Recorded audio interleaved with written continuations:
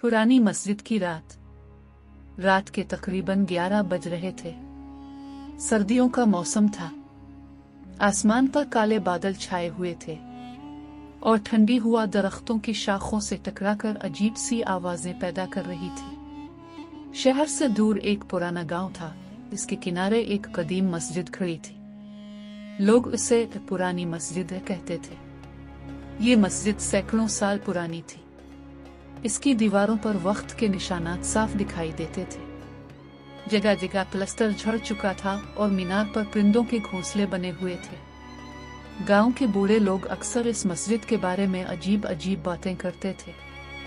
किसी का कहना था कि रात के आखिरी पहर वहां किसी के कुरान पढ़ने की आवाज आती है। कोई कहता कि मस्जिद बंद होने के बावजूद अंदर रोशनी नजर आती है। और कुछ लोग दावा करते थे कि उन्होंने सफेद लिबास में एक बुजुर्ग को मस्जिद के सहन में नमाज पढ़ते देखा है। लेकिन कोई भी उन बातों की तस्दीक नहीं कर सकता था। इसी गांव में हमजा नाम का एक नौजवान रहता था। हमजा बहादुर था, मगर उसे ऐसी बातों पर यकीन नहीं था। एक दिन उसने अपने दोस्तों से कहा, लोग फजूल बातें करते हैं। अगर वाकई मस्जिद में कुछ है तो मैं आज रात जाकर देख लेता हूँ। दोस्तों ने इससे बहुत मना किया। हमजा, ऐसी जगहों पर मजाक नहीं करते। मगर वो न माना। इशा की नमाज के बाद वो घर आया, कुछ देर आराम किया और फिर रात के वक्त एक टॉर्च लेकर मस्जिद की तरफ रवाना हो गया। गांव की गलियां सुनसान थीं। दूर कहीं कुत्ते भौंक रहे थे। हुआ कि साईं साईं दिल में अजीब सी बेचैनी पैदा कर रही थी। जैसे जैसे हमजा मस्जिद के करीब पहुंच रहा था, उसके कदम आहिस्ता होते जा रहे थे। आखिर वो मस्जिद के दरवाजे तक पहुंच गया। दरवाजा आधा खुला हुआ था।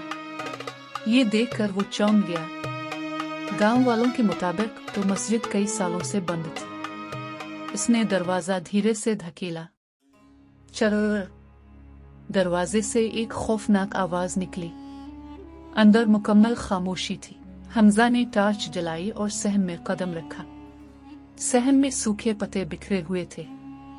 दीवारों पर मकलोहे के जाले लगे हुए थे। हर तरफ वीरानी थी।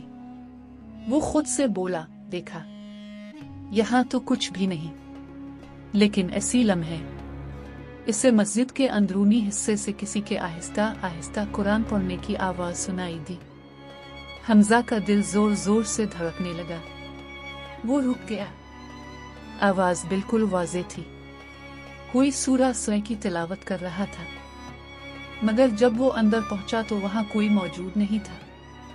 आवाज अचानक बंद हो चुकी थी। हमजा हैरान रह गया। उसने चारों तरफ देखा। कोई इंसान नहीं था, सिर्फ खामोशी। इतनी गहरी खामोशी कि अपने दिल की धड़कन तक सुनाई दे रही थी। अचानक मस्जिद के एक कोने से धप की आवाज आई, जैसे कोई भारी चीज जमीन पर गिरी हो। हमजा ने फौरन टॉर्च इस तरफ घुमाया, मगर वहां कुछ भी नहीं था। इसके माथे पर पसीना आ गया। इसने दिल ही दिल में आयतल कुर्सी पढ़नी शुरू कर दी। तभी उसे अपने पीछे किसी के चलने की आवाज सुनाई दी। ठुक ठुक ठुक, जैसे कोई आहिस्ता आहिस्ता इसकी तरफ आ रहा है। हमजा ने हिम्मत जमा की और फौरन पीछे मुड़ा, लेकिन वहां कोई नहीं था। अब उसके दिल में खौफ बढ़ने लगा था। इसी लम्हे मस्जिद के मेहराब की तरफ से हल्की सी रोशनी नमूदार हुई। ये रोशनी आम नहीं थी।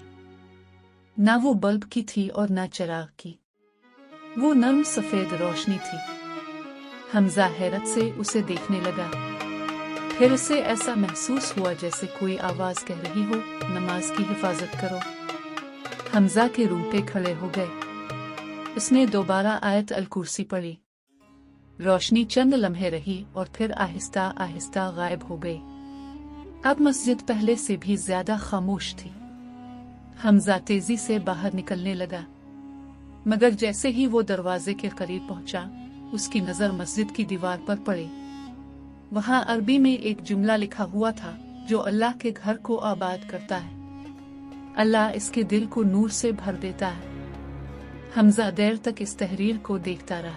इस रात वो घर तो वापस आ गया, मगर उसकी जिंदगी बदल चुकी थी।